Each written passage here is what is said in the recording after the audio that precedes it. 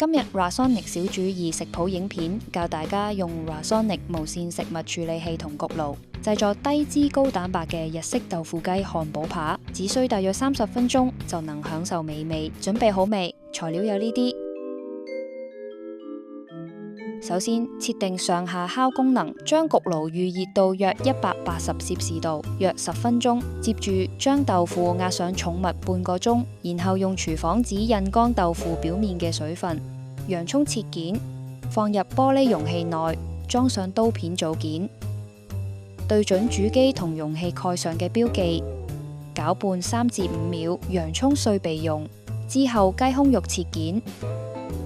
放入 Rasonic 無線食物處理器，再將豆腐捏碎，再攪拌15至20秒，然後取出刀片組件，將雞肉泥加入鹽攪拌調味，增加黏性。之後再加入洋蔥碎同白胡椒粉，攪拌均勻。將肉泥分成6等份，用手輕拍幾下，再拋動幾次，讓肉泥緊實，排出空氣，然後拍打成圓餅狀，靜置5至8分鐘。喺漢堡扒上面擦上少少油，然後將焗盤放入已經預熱嘅焗爐中層，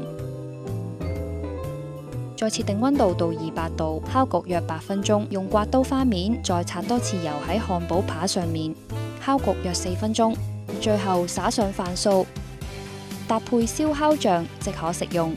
希望大家中意呢款簡單又美味嘅日式豆腐雞漢堡扒啦！中意嘅就記得 like 同 share 我哋今次個食譜，下次再見。